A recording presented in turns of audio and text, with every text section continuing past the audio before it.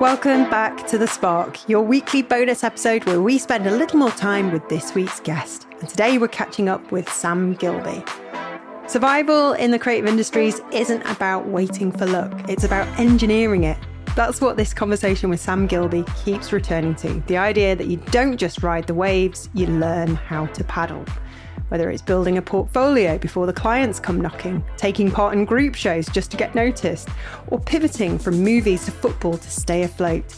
Sam reminded us earlier this week that creativity doesn't mean doing one thing forever. It means adapting with optimism over and over again. I know plenty of you out there will be nodding your heads along, agreeing. It doesn't, you know, there's a little bit of luck involved, obviously, but a lot of it is down to you and hard work, I guess. We also talked about how social media messes with our heads, how easy it is to fall into despair when the inbox is empty, and how hard it is not to compare ourselves to everyone else's highlight reel. You know, if you missed that episode, you can go back and listen to it now. But in the meantime, we spent a bit more time with Sam just to sort of get to know him a little bit better. And we wanted to ask him a bunch of questions that would reveal a little more about how he thinks and feels about anything and everything, really. And it's all thanks to the questions that you, our community, provided. So let's get stuck in.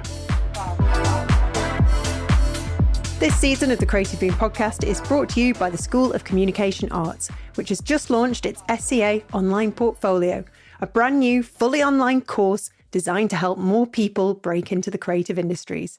Find out more at schoolcommunicationarts.com, and to enjoy a £500 discount, use our special code BOOM500 at checkout. Well, if I was going to do cosplay, I think I would probably go for, and don't judge me, I'd go for Rey in Star Wars. I think I can get away with it still. I'm 46, but I think I could get away with it. I'm sure, yeah, it'd be brilliant, Rey.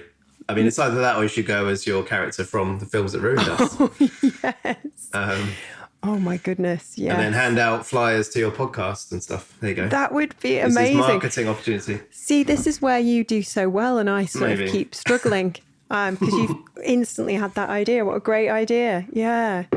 I don't know if Miles would be allowed to walk around the Birmingham NEC with a samurai sword, I think it is. I don't know, I've seen worse. Really? Like when you're at the Comic Con, yeah. I mean, I guess they're, foam weapons, but, as long as they bend on impact. Yeah, okay. me and Miles were joking. We were like, oh, do you reckon those cosplayers are having more sex than us? And he was like, yeah, definitely. And we just sort of were like making loads of inappropriate comments like, I'll just get my lightsaber out. Oh, yeah. There's a lot, yeah. Glow-in-the-dark stuff. I love being at Comic Cons, but I'm mostly there, behind my art stall in the kind of safe space. Yes. But it's really cool.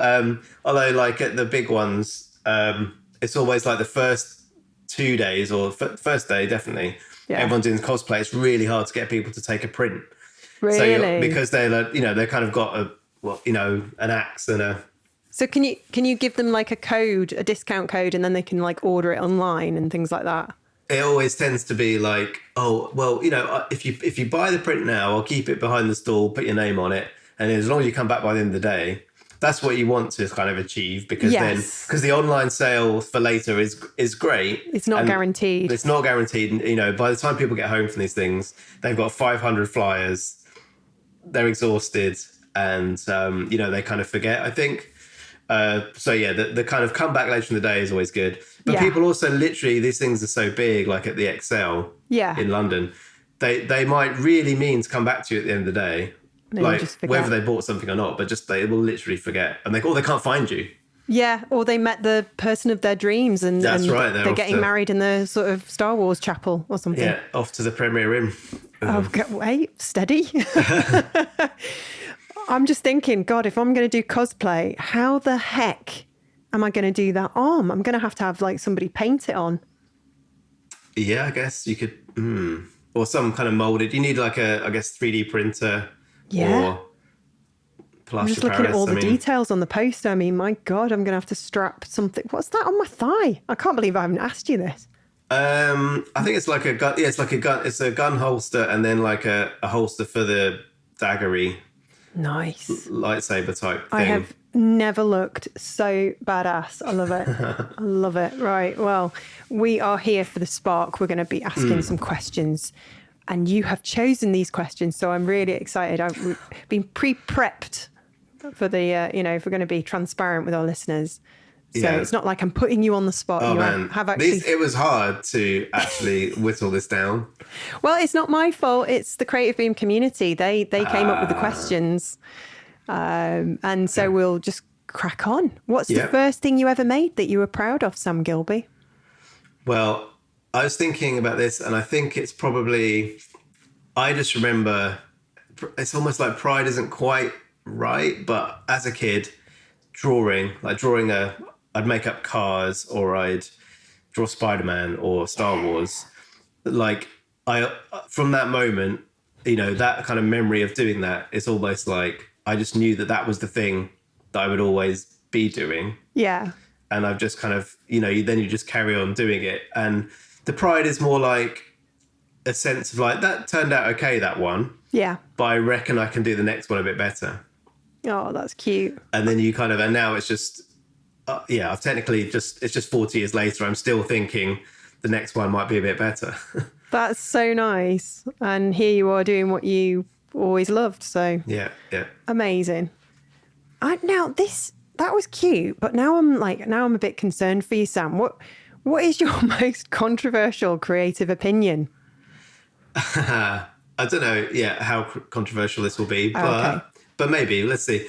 So it's kind of tied to that first question, but I wonder if, I'm not sure I believe in such a thing as talent, or maybe I don't necessarily believe that, I've heard people call me that over the years, whether it was at school or, all through. I think people like to, if you, not that happens a lot, I don't really do it, but if you're ever drawing out in public for any reason and people see it, and there's something, people get excited seeing someone making art, which is great, which is awesome. But I don't know is it more that I was just drawn to do it? Like, I feel like I have to draw. Yeah. So, and obviously by doing that, as a kid, I did it every day pretty much. So I kind of, did I become talented in the sense of I just kept going, right? Because if you do it that much, you get better at it. Sure. So I don't know. But so is it like with anything in life, you can it's just about what you're drawn to do. And if you really love that thing, then you kind of just get better at it. Sure. So I don't know. So we're saying, is it talent or is it practice? Yeah. That makes you good. Could it be like the best sprinters in the world have never actually tried sprinting? Because that would be talent then, because then if you could make someone do the training program, they become the fastest ever sprinter. But, is it more that people enjoyed running and got better? No, it's true. Or the physical ability. It's complicated, isn't it? I don't know. I'm not sure. Why did I become a writer? It's weird. Yeah. So what is it about our brains that just is it you kind of light up that neural pathway?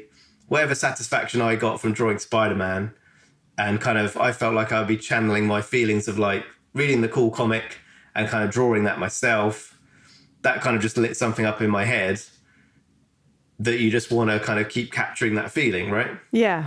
And the weirdness is I used to make my own little radio shows and my own magazine covers and newspaper front pages. So yeah, there you go. There you go. Whereas it's weird, it's strange. Good. Listeners, what do you think? What do you think? Do you think talent or it's a good one. Right. What's your favourite time of the day to create and why? For me, it is either first thing in the morning or in the evening. Yes. So my sort of routine is, got 2 kids. My son is going off to school by himself now. He's 12. My daughter's 9, so I'm still walking with her. Lovely. But what I do is I'm up at 7. I do work for an hour. Yeah. At that time, and then I'll see my son off to school and then take my daughter. Yes. And it might not be, I might not be back at work until 10. So I might go for a walk, have a coffee, meet somebody. But there's something about that kind of 7 till 8 in the morning, or, you know, and if I'm super busy on a deadline, it might be earlier, might do 6 till 7:30 or whatever. But that kind of unspoilt bit of the day, there's something so kind of cool about, you know, at that time you're not going to have a client calling you. Yep. And you don't have to be sort of worrying about the emails. Just do the thing that you kind of. And what I tend to do in those times is like, my problem solving I'm doing more in the daytime. Yes. But that this is the thing that I know I can just open a file of something I've already got planned out, and I can just spend an hour doing it. Yeah.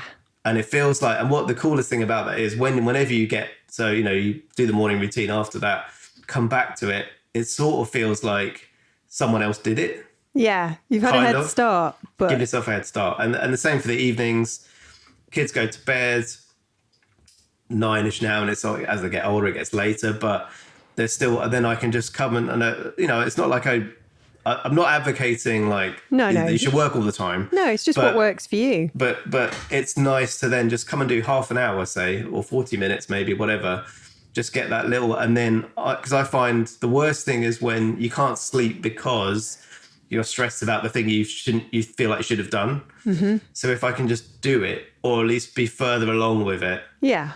To a point where I'm like, okay, I know that's not perfect yet, but I'm like 40 minutes ahead. Yeah, I love it. I like coming into this little home office and putting the lamps on, and it's just cozy and quiet, and there's nothing wrong with that. Absolutely. Now, what book, film or album do you always return to, and why? For me, it would be, so lots of stuff as a kind of pop culture obsessive, but if I have to, you know, put a pin in it, it would be, the film would be Star Wars. Yeah. And the album would be OK Computer. Oh, that's like of our time, isn't it? Yeah, yeah. Books, Hitchhiker's Guide to the Galaxy would be my book. What's the answer to the answer to life, the meaning of life? He's 42, and which is, you know, sadly an age which I'm now speeding way past that. But yes. Yeah, so those are the things that I've come back to the most. Although saying that, I feel like I should pick up that book again because it's been a while. Yes, absolute classic. But yeah, the album, you know, still like I just have, you know, because that came out when I was in the kind of middle of university, I guess. Yeah. And I remember distinctly being in my kind of little on campus at Keele University, having my little room. And having come back from HMV, spending my student loan on that album, on the CD, and like just having that on rotation as I was like writing essays or whatever it was, or, you know, that between going on a pub crawl or going to the karate club, which I was doing a lot there, which is how I met my wife. Yeah. Back in the day. So but it's just a brilliant album anyway. But yes. And it brings nostalgia. It must bring back a flood of memories. And Marvin, good old Marvin, do you think that's what's going to happen with AI? It's just going to get so sick of our shit. It's going to just become really depressed and despondent. And it said to depress this button, so I told it my life story. Always remember that. Now, I can't imagine you do, but do you have a nemesis, Sam? Well, I'm going to have to this is going to be a cop-out, but it's kind of me. Oh, come on. Well, I was thinking about it in terms of like, because it as anyone creative using social media, it's easy to sort of see everybody as your nemesis. Yes. Right? And even like I've said already, but like people you love and care about, you know, if it can be hard to see things happening for others that you feel like, you know, you could be doing that too. And I'm wondering for a minute why that opportunity hasn't come. And then you can flip that around though, and you can be like, no, good for them. That's cool. You know? Yes. So you do always get to that point. But it's always like, is there, you know, my nemesis is me in the sense that what other opportunities could I have made the most of? What other That little voice. That little voice of what other emails could I have sent sooner about a possible thing, or you know. So it's trying to always bring myself back to, there's only certain things you can control, and as a creative, as an artist, making art is what that is. Yes. So it's trying to remind myself of like, stop getting distracted or down about whatever it might be, make another thing. Yeah. And if I remind myself of that, then I often, that, you know, cheers me right up. So yeah, just like, it's trying to kind of ground yourself all the time. Don't be your own worst enemy. Yeah. Yeah. Got it. I work on that every day. Not always successfully, but yeah. Yeah. It's a good one. Now, if you could relive one completely ordinary day from your life, exactly as it was, which day would you choose? Yeah, well, I was wondering, is this like Groundhog Day? Do I have to live this day over and over? Or is it just... I guess if you could just live it one more time. One more time, yeah. Well, I was thinking it would have to just be a normal day. Yeah. So, you know, for me, like having I love what I do, obviously, but if it was a day I was just doing once, if it was a day I had to do over and over, it would have to involve work, just as a caveat, because I'd have to be drawing, because otherwise I'd go mad by the third Groundhog Day. Oh, God, yeah. But if it was a one day, it would be a Sunday with the family, playing video games on the sofa, maybe going out for a walk, maybe, and cooking a nice Sunday roast. Cooking a nice roast and then maybe watching a movie. So isn't it mad? We all kind of like gravitate to those simple things that just don't involve spending much money and just all the free stuff that makes life amazing. Yeah, totally. And just but also, you know, in terms of like also the structure of like a week, like just a normal week where everyone's in their routine. You know, it sounds kind of odd, but I like when the kids have got like a swimming class or tennis or whatever, and you can go along and watch them. Yeah. Because it's just like whatever I'm stressed about, I can just sort of see what they're doing, and you know, see that they're sort of happy doing what they're doing, and it gives you this break that you could get in your own head. Yeah. If I just gone for a walk by myself, I might still be stressed about my problems. But it reminds you what's important as well. Yeah.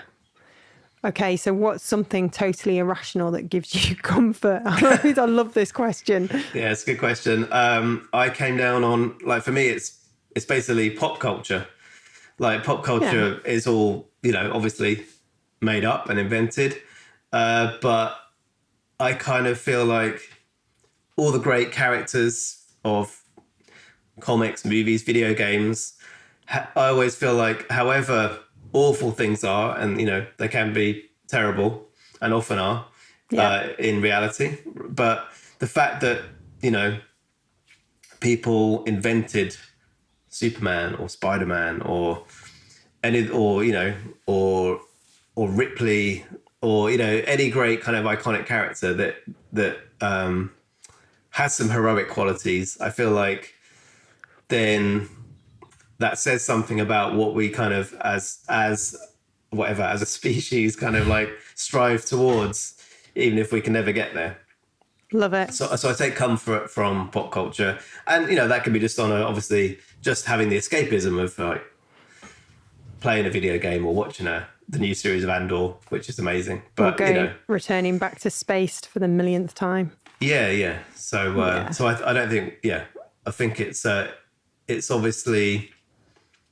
And, you know, again, as someone who makes things, just having the desire to make things is the important thing. So keep making things. Now we're ending on a high. What has been your most embarrassing moment as a creative? Oh, man, so many to choose from. But I came down, the one I came down on is a very long time ago. Now, probably, I guess 25 years ago, there was a Channel 4 series called Watercolor Challenge. Right. I don't know if, you know, I can't remember, no. So as a student, I used to watch it, like, you know, in between lectures and stuff. Anyway, it was presented by Hannah Gordon, and they'd go around the country to various, like, National Trust places, and they would basically have 4 artists that would then be in front of whatever the stately home was, and you'd paint it over a few hours, and then they'd come and like look at you every now and again, see how you're getting on. Anyway, so at university, it was up in the kind of art department, and I applied to be a contestant, and thought, oh, why not? Because at the time I was like, well, I don't know, that could be all right. I was watching the show, got in the year after I graduated, got to be on it. So back in 2001, this was. Anyway, so you'd have like the first 4 days, Monday to Thursday, you'd have like the heats. And I kind of won my heat. And then I was going to be in the final for the regional final. And anyway, so they have a special guest in the final. And it was really awesome because it was Tony Hart. Whoa. So my mind was blown, right? Oh so my God, that's epic. It was really epic. And I was super excited to meet him. So, but, the way it works is you kind of do your painting, and then they will like bring out the sort of the special guest to come and see everyone's work and have a little chat with them. So, and then I just remember like the host, so Hannah Gordon, she would, obviously you have a background interview before you've done this stuff. So you're just sort of talking off the top of your head. Yeah. And I remember I'd said to her, oh yeah, it'd be amazing that Tony Hart's here. Because when I was a kid, I'd like sent him artwork and it never got on the gallery. So she brought that up, right? Shocker. So Tony's there next to me, like leaning over my terrible watercolor painting. and Hannah's like, so yeah, Sam, I heard that when you were a little boy, you sent artwork to Tony, you didn't put it in the gallery. And then Tony Hart reached over, bless him, and he goes, oh, Sam, slap my hand in the most extreme sort of camp way. And I was like, what was I, like 21, 22, and just so embarrassed. So I sort of had to. It was right there. He sort of left it there. It was like, and I remember thinking, oh, that was awful, but at least it won't make the final cut. Oh no! But lo and behold, it was on there. Oh my goodness! How many of your friends gave you stick? Got quite a lot of stick for that. Luckily, this was This isn't on like 4 on demand or anything, so I think it's been lost until now. Sam, it's my pleasure to announce. Yeah, but in truth, but I did also get to, after the show, I did get to sort of chat with him and meet with him. Nice. And he was really sweet and lovely. He was our hero. He was our hero. He could, genuinely, he was he was one of the people that got me. I wouldn't be doing it without him, because you would come home from school. Yeah. You see this kind of this sort of pleasant, chirpy man who could get a bit of paper out in front of him and draw anything, it seemed like, within a matter of minutes. So, I know. Yeah, a bit of a legend. We had lovely Tony for many years, and I sent my pictures in and they never got shown. So there you go. That goes back to the talent question, doesn't it? Yeah. He knew. Yeah, maybe this guy just works hard. But maybe. Then we had Neil Buchanan, didn't we? And Rolf Harris. Oh gosh, yeah. So many, yeah. So many moments from our youth. Yeah, absolutely. Weetabix skinheads and yeah, it was a fun time. Fun times, innocent times. Yeah, innocent times. We have every week a rolling feature where the previous guest asks a question for the next guest. And last week we had the wonderful Noam Taylor. She wanted to know, Sam, what's the first thing you usually think about when you wake up? Wow, great question. It's, am I making the kids pack lunch, or is my wife doing it? That's it. Well, how can I get out of it? Yeah, well, how can I? Oh no, I've got to get to the office. Yeah, at the bottom of the garden. Yeah. Sorry, bye. Yeah, see you later. Now, in the spirit of this feature, it's now your job to ask the next guest a question. So, what do you have in mind? My question is, yes, when you've got a new project, is there a particular place that you like to go to start thinking about it? Oh, that's a nice one. Okay, we will put that to the next guest. Brilliant. Well, Sam, thank you so much for joining us. Yet again, it's been an absolute pleasure this week, a real blast. And I wish you lots of luck in your kind of, what should we say, third decade? at least. I'm losing count. So, yeah. Thank you so much. Yeah, thank you so much. Thank you for listening to The Spark, and thank you so much to this week's guest, Sam Gilbey. I love how Sam reminded me that the simple things, a roast on a Sunday, a quiet hour before the world wakes up, or a Star Wars rewatch gives us that fuel to keep going. And maybe that's what survival actually looks like for creatives right now. That persistence, humility, community, and a love of the creative process. What do you think? I'd love to know. Drop us an email at letters@creativeboom.com. Thanks also to our sponsor, the School of Communication Arts, for making this season of the Creative Boom podcast possible. And don't forget, if you want to subscribe, you can do so at creativeboom.com/podcast, or find us wherever you get your podcasts. Join us on Monday when we'll meet our next guest. But until then, have a great weekend.